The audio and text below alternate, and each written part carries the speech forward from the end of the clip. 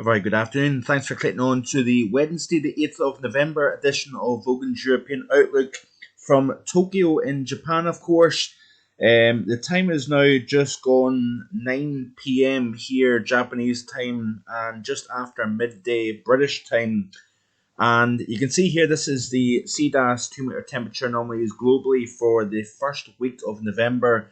A lot of warmth. There is areas of cool, including parts of Siberia, Mongolia, southwest China, parts of Africa, far eastern Australia.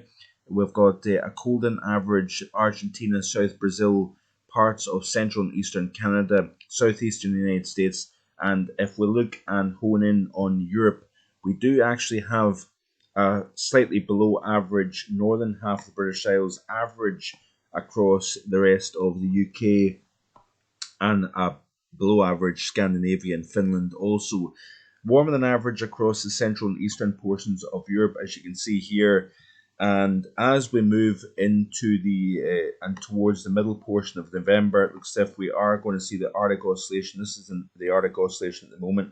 Positive, takes a little dip, and then it goes, certainly according to the GFS ensemble mean, we do go into positive territory. Looking at the NAO, you can see here that it is generally neutral at the moment, goes slightly negative, and then it goes to neutral also here.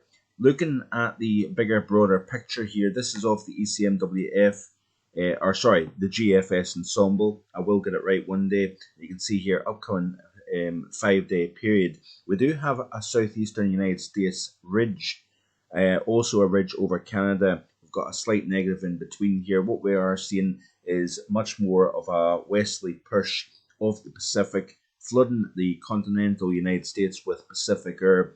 And then, of course, we do have a trough sandwiched between a ridge over Greenland and a ridge over the Azores here, a very flat, lined west to east flow. And of course, we did see, after a cold start, especially across northern areas of the British Isles, a cold front moving through, bringing a spell of heavy rainfall. Now we've got a fairly gusty wind, especially across the Outer Hebrides, Northern Isles, and it is a fresher afternoon to speak about.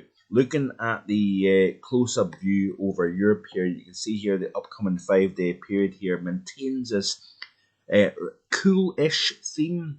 I say cool-ish because it is nearly the middle of November, of course, and you would expect to feel a chill in the air at this time of the year. And certainly, according to the GFS ensemble, we do have a below-average temperature regime.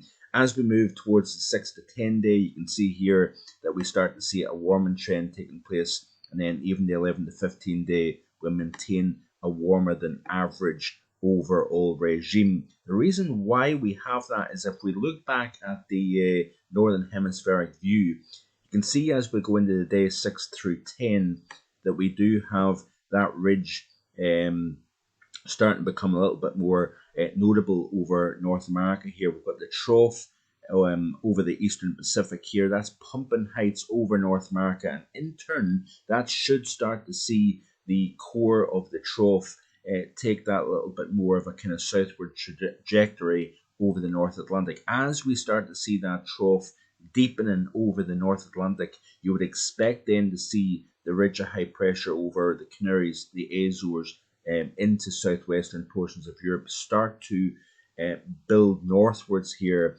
as the overall pattern becomes a little bit more wavy, a little bit more amplified, but an amplified pattern of more drier and warmer than average conditions for Western Europe here. So you can see here as we move to the 11 to 15 day, as I say, we are starting to see the heights coming up over North America. That then concentrates the trough to the west of the UK and Ireland, and then allows that northward pull of the ridge over Iberia, France, extend up into Central Europe here. Now the UK is in a bit of a in-between between the negative over the North Atlantic versus the positive, the ridge over Europe here. So you can see here as we look at the upper heights here of the GFS ensemble for the day 1 through 5, and you can see here the negative fairly west to east flat flow off the Atlantic here. The 6 to 10. There's the core of the negative, still extending across the UK and Ireland, as you can see here in the central portions and northern portions of Europe here. But watch this, as we go into the 11 to 15 day with the overall hemispheric change, we're starting to see higher pressure building, and then that also correlates to a drier theme as well here. This is the day 1 through 7. You can see here wetter than average conditions here, as we've seen so far this month, albeit we've had a little bit less extreme rainfall in the last several days compared to what we started off the month with, of course, with Storm Kieran. But then as we go into the day 5 to 11 here, and you can see here the wet theme continues, but we play through the loop and you can start to see that the rainfall anomalies ease off. Interesting enough how the latest run of the GFS ensemble actually has still wet than average conditions across particularly the northern half of the British Isles here as we move 17th through the 24th of November here. This is a slightly updated version, as you can see, and I find that quite interesting despite the fact that the negative tries to retreat. Let's have a quick look actually just to make sure that the whole thing hasn't updated. You can see here that the period 7 through 11 and then the 12 to 16 day. Yeah, the ridge is building northwards here, pushing the trough to the west over the Atlantic here. So do we start to see a warmer and more settled theme through the second half of November? Certainly the latest run of the models indicate that to be the case here. Let's have a look at the weeklies and see what happens. It's currently updating, but we'll have a look at a slightly outdated version just to see what it's showing here. The 8 to 14 day certainly indicates that the ridge starts to build a little bit firmer across the continent here. Interesting how in the period all the way out to the 28th of November through the 5th of December that we start to see more of a Scandinavian blocking high developing. So we'll need to keep an eye on that, I think, as we go forward here.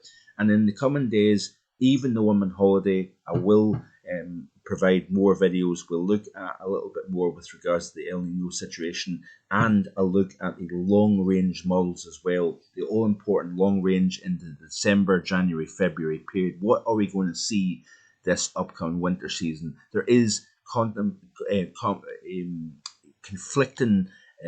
messages out there, especially in Twitsphere with regards to El Nino.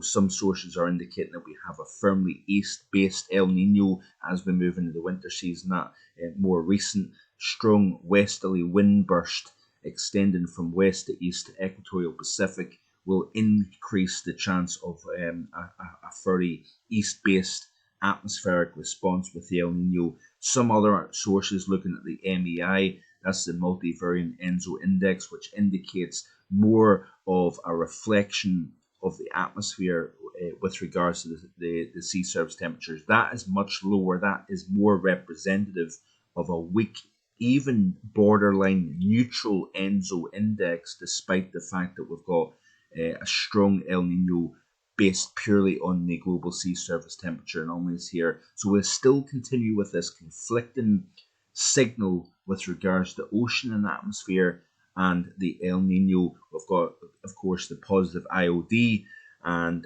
I've already explained in several recent videos the concept that the very strong positive IOD back in 2019 boosted the strength of the polar vortex during that winter season, and it sent one system after another, produced a very, very mild but stormy and wet second half to the 1920 winter. So what is going to win out? What is going to be the main driver this upcoming winter season? That is the golden question, and I'll continue to try and provide some light on that confusing, conflicting type of signal as we go forward. Of course, the overall planet much warmer than it has been since the beginning of the satellite era that began in 1979, of course. So there is a lot of complicating things that still needs to be ironed out, despite the fact that my winter forecast will be released in the final days of November here. So that's only a week or a couple of weeks away. So stay tuned here on the channel. Be sure to like, share, and subscribe. Despite the fact that I'm on holiday, I will have another video in the next couple of days. Bye for now. Enjoy the rest of your day. Bye for now.